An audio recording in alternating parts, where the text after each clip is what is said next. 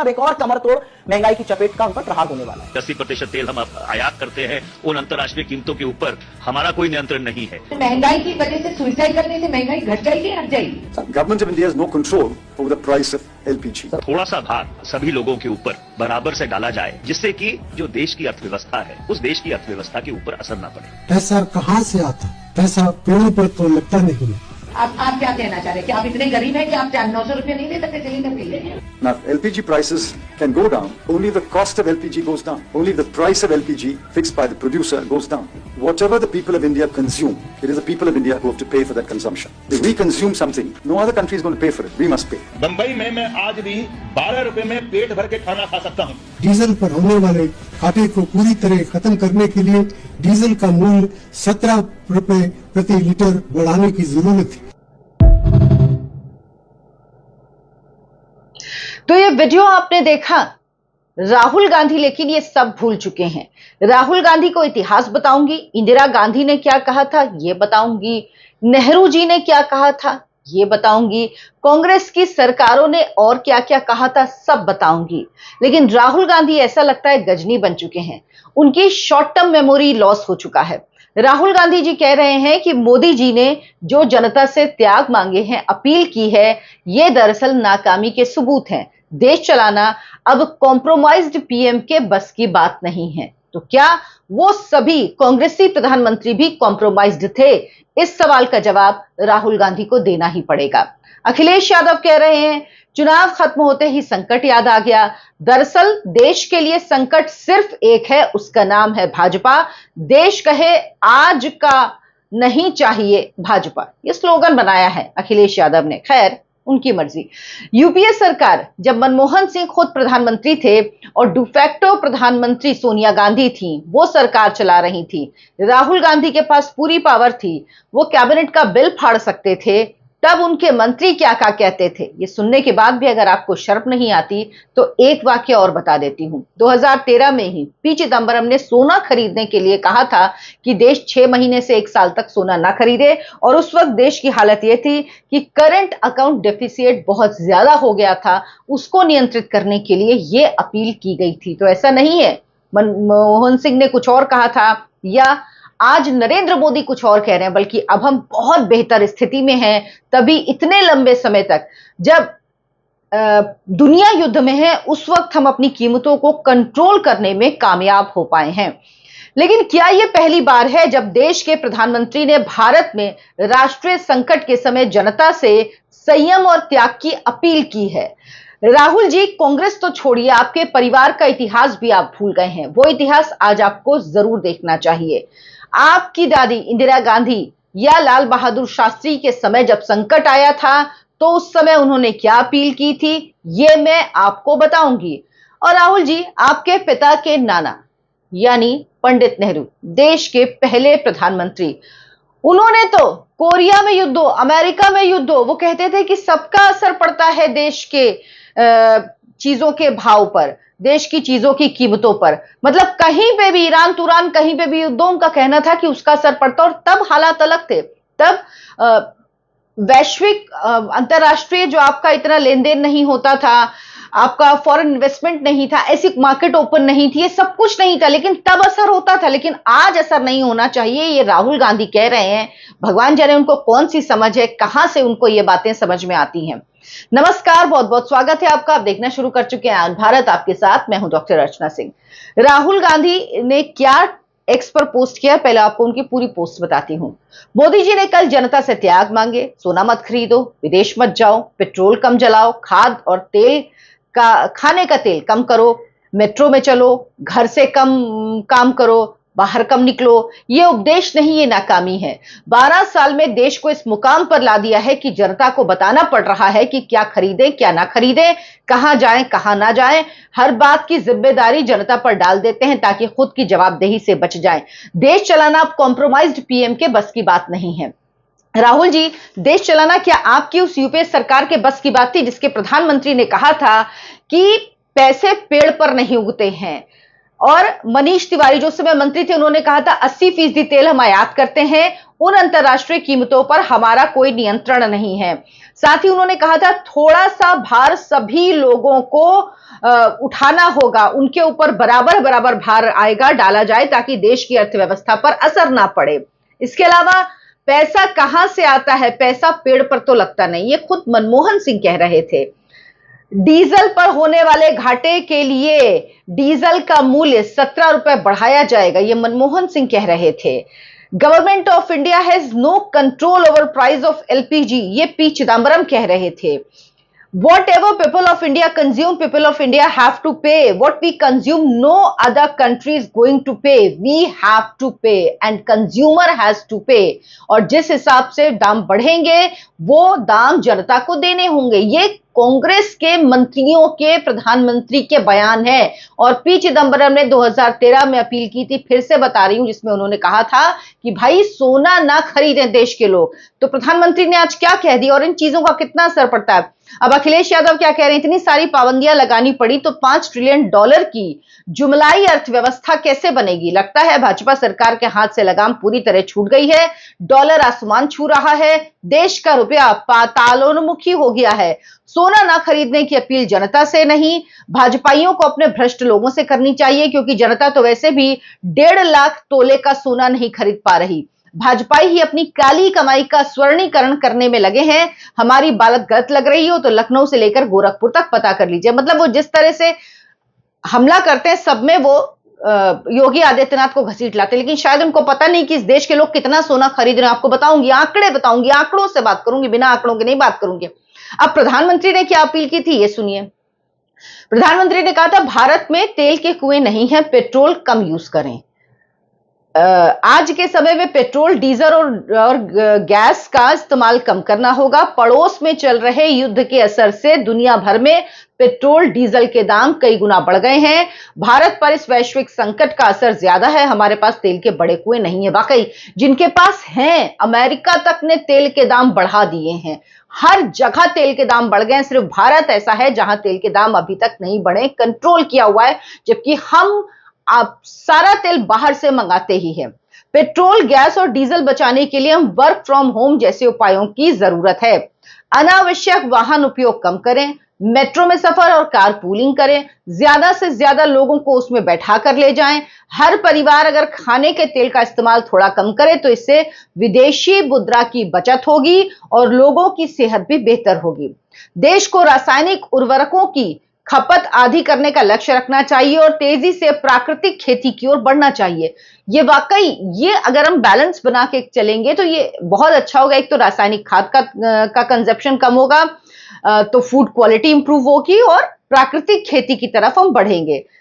आगे कहा प्रधानमंत्री ने, शादियां, छुट्टियां और अन्य कारणों से विदेश यात्रा कुछ समय के लिए टालना देश हित में है। सोने के आयात में बड़ी मात्रा में विदेशी मुद्रा खर्च होती है। देश हित में लोगों को 1 साल तक सोना खरीदने और दान करने से बचना चाहिए, क्योंकि मंदिरों में बहुत सोना दान किया जाता है और भारत में सोना खरीदा जाता है। आपको बताऊं, भारत में सोने का आयात 2024 से 2026 के बीच 4.89 लाख करोड़ रुपए का था, जो 25-26 में बढ़कर 6.4 लाख करोड़ का हो गया।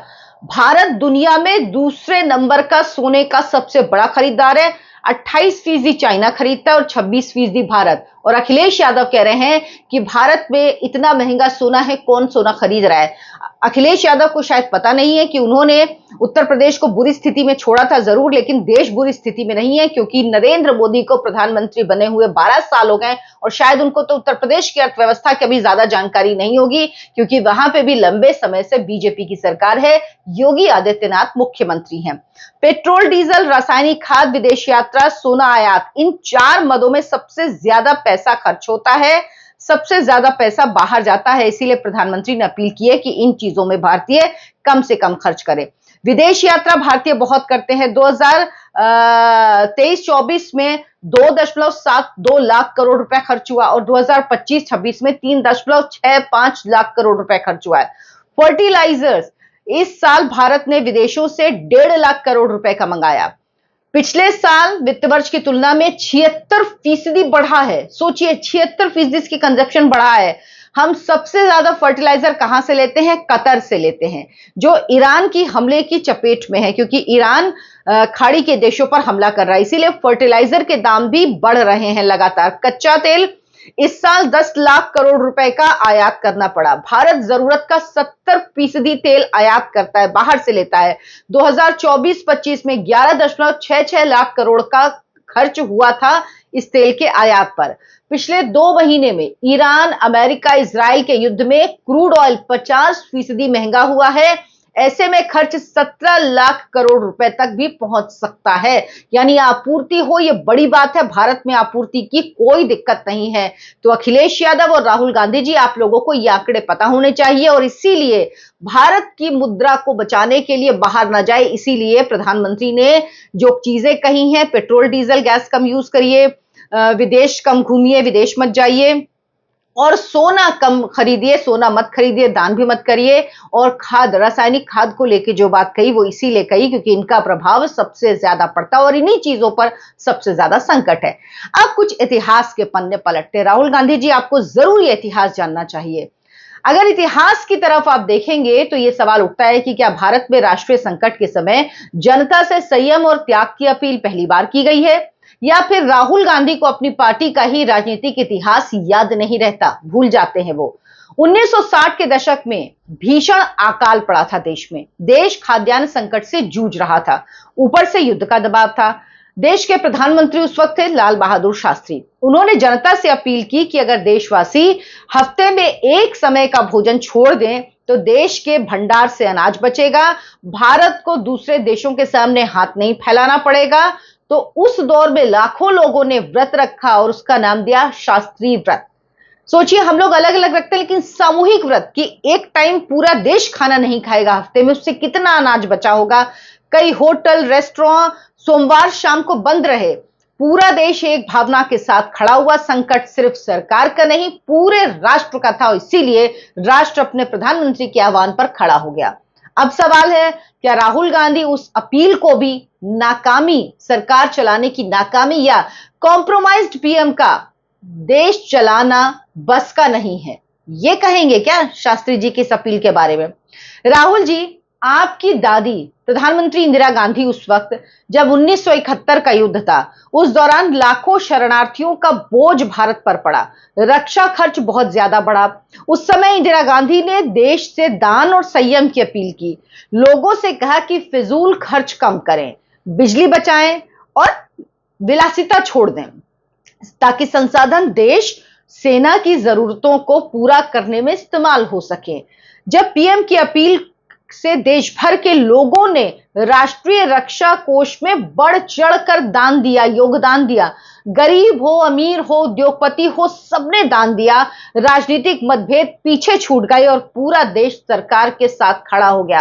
तो क्या राहुल गांधी अपनी दादी प्रधानमंत्री इंदिरा गांधी की उस अपील को भी जनता पर जिम्मेदारी डालना कहेंगे? कॉम्प्रोमाइज्ड पीएम के बस का देश चलाना नहीं है, ये कहेंगे? राहुल गांधी जी, उस वक्त क्या किसी ने विरोध किया था? क्या किसी ने कहा था? आपकी भाषा किसी ने बोली थी? लेकिन आप हमेशा वही बोलते हैं जो देश विरोध में होता है, क्योंकि आपकी आंख में मोदी विरोध का चश्मा चढ़ा हुआ है। इसीलिए आपको इतिहास का संदर्भ भी नहीं दिखता, वैश्विक हालात नहीं दिखते, सिर्फ राजनीतिक हमला करना आपकी एक मानसिकता बन गई है। आज दुनिया जिस दौर से गुजर रही है, यह सामान्य स्थिति नहीं है। खाड़ी क्षेत्र में युद्ध और समुद्री तनाव लगातार बढ़ा है। स्ट्रेट ऑफ हॉर्मूज किस तरह से लगातार खतरे में है, बंद हो जाता है, फिर खुलता है, फिर बंद होता है। और ऐसा नहीं कि ये युद्ध बंद हो जाएगा, ये युद्ध जैसे बंद हो गया, रुक गया है, तो हालात अगर सामान्य हो जाएंगे तो तुरंत स्थितियां सामान्य हो जाएंगी। नहीं, खाड़ी के देशों पर हमला हुआ है, वहां पर जो उनका प्रोडक्शन है उस पर असर पड़ा है, तो इसीलिए स्थितियां जल्दी सामान्य नहीं होंगी, ये बात जान लीजिए। 80 से 85% एलपीजी और करीब 70% कच्चा तेल हम आयात करते हैं। जब अंतरराष्ट्रीय सप्लाई चेन प्रभावित होती है तो उसका असर भारत पर पड़ेगा, बिल्कुल स्वाभाविक है। लेकिन राहुल गांधी ऐसा माहौल बना रहे हैं जैसे संकट सिर्फ भारत में पैदा हुआ है, बाकी दुनिया में सब कुछ एकदम सामान्य है। सच तो यह है कि पिछले 10 वर्षों में भारत की ऊर्जा जरूरतें कई गुना बढ़ी हैं। 2014 में से पहले देश में लगभग सिर्फ 55% घरों में ही एलपीजी कनेक्शन था। आज ये आंकड़ा राहुल जी 97% पहुंच गया है। करोड़ों घर तक गैस पहुंच गई है। पहले लोग गैस एजेंसी के बाहर लंबी लंबी लाइन लगाते थे, हफ्तों सिलेंडर का इंतजार करते थे, लेकिन अब लाखों घरों में पीएनजी पहुंच गई है, पाइपलाइन पहुंच गई है। तो ये सब कुछ हो रहा है देश पे, लेकिन आपको दिखाई नहीं देता। आप जिस अपील, जिस त्याग का मजाक उड़ा रहे हैं, ये कोई तानाशाही आदेश नहीं है, ये किसी सरकार की नाकामी नहीं है, ये किसी सरकार की कमजोरी नहीं है। ये कहना कि जहां तक संभव हो कार पूलिंग कीजिए, मेट्रो का इस्तेमाल कीजिए, वर्क फ्रॉम होम अपनाएं, विदेशी मुद्रा बचाइए, क्योंकि भारत हर साल लाखों करोड़ों रुपए सोना, तेल, विदेशी यात्राओं और फर्टिलाइजर आयात करने पर खर्च करता है। सिर्फ सोने के आयात पर 6 लाख करोड़ रुपए खर्च हो जाता है, मैंने आपको बताया। लेकिन राहुल गांधी की राजनीति का तरीका शायद ही कोई समझ पाए। वो मोदी विरोध में इतने अंधे हो गए कि देश विरोध पर उतर आते हैं, कभी कभी ऐसा लगता है। अगर संकट की बात है तो आप नेता प्रतिपक्ष हैं, आपको डर नहीं फैलाना चाहिए, आपको आगे बढ़कर जनता से सहयोग की अपील करनी चाहिए, सरकार के साथ खड़ा होना चाहिए। और आप उसे अगर नाकामी कह रहे हैं प्रधानमंत्री नरेंद्र मोदी की इस अपील की, तो मुझे जवाब दीजिए, क्या नेहरू, लाल बहादुर शास्त्री, इंदिरा गांधी की अपील को भी आप उनकी नाकामी और कॉम्प्रोमाइज्ड पीएम की अपील कहेंगे? क्या कहेंगे कि वो प्रधानमंत्री नाकाम थे? कांग्रेस परंपरा की विरासत का दावा राहुल गांधी करते हैं, लेकिन अपने नेताओं की बात को भूल जाते हैं, उनके अनुशासन की बात को भूल जाते हैं। फर्क यह है कि उस वक्त देश के सारे नेता और राष्ट्र अपने प्रधानमंत्री के साथ खड़ा था, लेकिन आज शर्म की बात यह कि हमारा जो नेता प्रतिपक्ष है वो ही सरकार के खिलाफ खड़ा है, और ऐसा लगता है कभी कभी कि देश के खिलाफ खड़ा है। देश चलाना, भाषण देना, यह सिर्फ एक्स पर एक पोस्ट कर देना नहीं होता। कई बार जनता को सच्चाई बतानी पड़ती है, प्रिपेयर करना पड़ता है, मुश्किल फैसलों में जनता को साझेदार बनाना पड़ता है। इतिहास गवाह है, जिन देशों में जनता और सरकार ने मिलकर संकट का सामना किया, वही देश मजबूत बनकर निकले हैं। लेकिन राहुल गांधी शायद ये मानते हैं कि अंतर्राष्ट्रीय ऊर्जा संकट, युद्ध और आर्थिक दबाव जैसी चीजों का समाधान सिर्फ एक पोस्ट करके सोशल मीडिया की हो सकता है। प्रधानमंत्री वो काम कर रहे हैं जो एक जिम्मेदार प्रधानमंत्री को, देश के सर्वे सर्वा को करना चाहिए, जनता को बताना चाहिए हालात, ताकि कल को जनता तैयार रहे, अपनी तैयारी रखे और उसे पता हो कि अंतरराष्ट्रीय स्तर पर जो कुछ हो रहा है उसका असर हम पर जरूर पड़ेगा। आखिर में फिर जिक्र करूंगी, प्रधानमंत्री डॉक्टर मनमोहन सिंह ने कहा था कि पैसे पेड़ पर नहीं उगते राहुल गांधी जी, और वो आपकी सरकार थी और वो सरकार आपकी मां ही चला रही थी। इसीलिए कुछ भी बोलने से पहले सोच जरूर लीजिएगा कि आप क्या कह रहे हैं, क्योंकि जनता सब जानती है, और आपकी इस तरह की दलीलों की वजह से जनता के मन में आपके लिए आदर, सत्कार या ये लगेगा कि आपकी पार्टी को वोट दे दे, ऐसा कभी नहीं होगा। जनता आपको 99 से भी नीचे 2029 में लेकर आ जाएगी, ये मुझे लगता है कहीं ना कहीं आप ये मान चुके हैं। आप लोग क्या सोचते हैं इस पर मुझे कमेंट करके जरूर बताएं। राहुल गांधी किस तरह की राजनीति कर रहे हैं, राहुल गांधी क्यों इस तरह की बातें करते हैं? आपको क्या लगता है, क्या उनको लगता है जनता को ये चीजें पसंद आती हैं? इसका सबूत तो कहीं नहीं मिलता। कमेंट करके जरूर बताइएगा। मेरे इस वीडियो को लाइक कीजिए, शेयर कीजिए, ज्यादा से ज्यादा लोगों तक पहुंचाइए। अगर आपको ये कंटेंट अच्छा लगता है तो मेरे चैनल आनंद भारत को सब्सक्राइब भी जरूर कीजिए। धन्यवाद, नमस्कार।